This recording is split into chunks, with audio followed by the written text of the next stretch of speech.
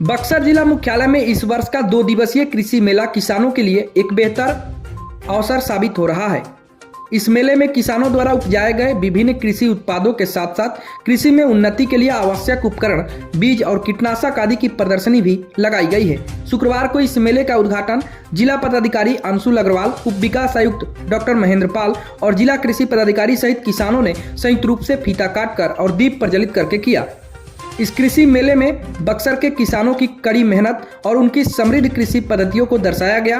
प्रदर्शनी में जहां एक ओर बक्सर के किसानों ने ऑर्गेनिक उत्पादों को प्रस्तुत किया, तो वहीं दूसरी ओर कृषि उन्नति के लिए आवश्यक उपकरण और बीजों की जानकारी भी दी गई।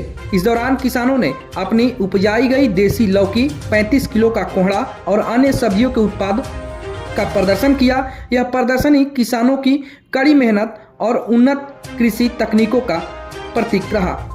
इस आयोजन के दौरान नुक्कड़ नाटक का भी आयोजन किया गया, जिसमें किसानों को मिट्टी की उर्वरा शक्ति बचाए रखने और पराली जलाने से होने वाले नुकसान के बारे में भी जागरूक किया गया।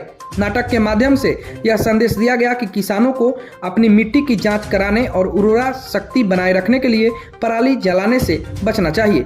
साथ ही यह भी बताया गया कि पराली जलाने से न केवल पर्यावरण को नुकसान पहुंचता है, बल्कि यह कृषि उत्पादन को भी प्रभावित करता है। जिला अधिकारी अंशुल अग्रवाल ने इस अवसर पर किसानों से बातचीत करते हुए कहा कि बक्सर के किसान हर क्षेत्र में उन्नत हो रहे हैं, यही हमारा लक्ष्य है। उन्होंने यह भी कहा कि किसानों को अपनी कृषि पद्धतियों में सुधार करना चाहिए और पराली जलाने जैसी आदतों से बचना चाहिए। जिलाधिकारी ने यह भी बताया कि ऑर्गेनिक खेती के साथ साथ सही तकनीकों का उपयोग और पराली प्रबंधन से किसानों को लाभ होगा और पर्यावरण पर भी सकारात्मक असर पड़ेगा। डीएम ने कहा कि बक्सर में अब पारंपरिक धान और गेहूं की खेती के साथ साथ सब्जियों और ऑर्गेनिक खेती का चलन बढ़ता जा रहा है। कृषि मेले में प्रदर्शित उत्पाद और उपकरण यह दर्शाते हैं कि बक्सर के किसान अब अपनी खेती को उन्नत और पर्यावरण के अनुकूल बनाने के लिए प्रतिबद्ध हो गए हैं। यह कृषि मेला किसानों को नए तकनीक, विकल्पों और कृषि में सुधार की दिशा में प्रोत्साहित करने का महत्वपूर्ण माध्यम बना।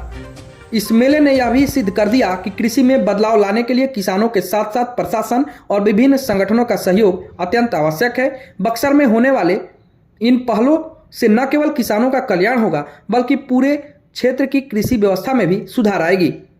इस मौके पर डुमरांव कृषि कॉलेज के प्रभारी प्राचार्य मोहम्मद रिजानुद्दीन अहमद, सहायक प्रधानाध्यापक डॉक्टर प्रवीण पांडे, डॉक्टर प्रदीप कुमार, कृषि वैज्ञानिक डॉक्टर राम केवल, उद्यान विभाग के सहायक निदेशक सस्य सह, अनुमंडल कृषि पदाधिकारी, उप परियोजना निदेशक आत्मा, सहायक निदेशक पौधा संरक्षण, अनुमंडल कृषि पदाधिकारी डुमरांव सह सहायक निदेशक शशि भूमि संरक्षण के साथ साथ आत्मा कर्मी रघुकुल तिलक, चंदन कुमार समेत कई लोग मौजूद रहे।